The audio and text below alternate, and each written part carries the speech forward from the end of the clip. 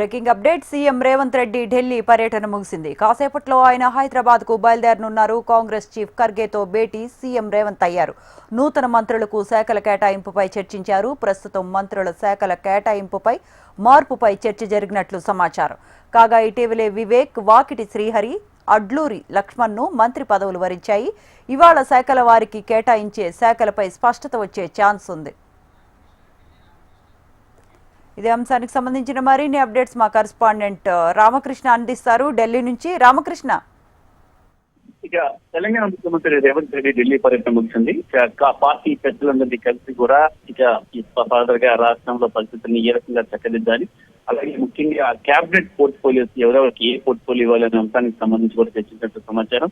దాంతో కంటే ప్రధానంగా చూసుకున్నట్లయితే 3 మంత్రి పదవులు ఇప్పుడు ఫిల్ చేయడం జరిగింది. చాలా ఎక్కువ మంది ఎమ్మెల్యేలు ఇక్కడ అసమ్మతి రాగం వినిపిస్తున్నారు. ఒకవైపు కోమటిరెడ్డి రాజగోపాల్ రెడ్డి, మరోవైపు మల్రెడ్డి రంగారెడ్డి, ఇంకా మరికొంతమంది ఈ ఆశావాదులు తమకు మంత్రి పదవి రాకపోవడంతో వాళ్ళు చాలా ఆవేదన ఆందోళనలో ఉన్నారు. వాళ్ళందరినీ ఏ విధంగా బుజ్జగించాలి, ఎలా నచ్చ చెప్పాలి, వాళ్ళకి తర్వాత ఎలాంటి అవకాశాలు కల్పించాలనే అంశాలపై కూడా చర్చ జరిగినట్టు సమాచారం అంటుంది.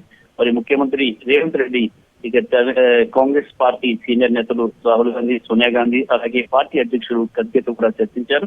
పార్టీలో భారీగా ఇప్పటికే మరి డిసెంబర్కి 2 సంవత్సరాలు దాదాపు రాబోతుంది. మరి ఈ నేపథ్యంలో ఎక్కడా కూడా ఎలాంటి పదవులు ఉన్నా అన్నింటినీ కేడర్ కి డిస్ట్రిబ్యూట్ చేసేసేయాలి. అదే రకంగా ముఖ్యంగా పార్టీ పదవులే కానీ అలాగే నామినేటెడ్ పదవులే కానీ ఎన్నిటిని కూడా డిస్ట్రిబ్యూట్ చేయమని చెప్పేసి అధిష్టానం కూడా రేవంత్ రెడ్డిని ఆదేశించిన సమాచారం అంటుంది. దాంతో పాటు ఇక మరో 3 మంత్రి పదవులు ఇంకా ఉన్నాయి, అవకాశం ఉన్నాయి పెంచుకోవడానికి.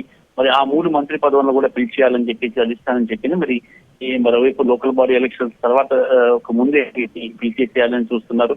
మరి అతి త్వరలో ఈ 3 మంత్రి పదవులు కూడా పిలిచిపోతున్నారు. మరి ఇప్పటికే సామాజిక స్పీకర్లు అలాగే అన్ని ఈ ఎస్సీ, ఎస్టీ, బీసీ అందరినీ కూడా కలగలుపుకొని 3 మంత్రి పదవులు ఇవ్వడం జరిగింది. అది ఈ నేపథ్యంలో ఇంకా రానున్న 3 మంత్రి పదవులు కూడా ఈ రకంగానే ఉండే అవకాశం అయితే కనిపిస్తుంది. దాంతో పాటు ఇతర పార్టీల ఎమ్మెల్యేలు ఎవరు వస్తున్నారు ఏంటి అనే అంశానికి సంబంధించి కూడా చర్చ జరిగినట్లు తెలిసింది.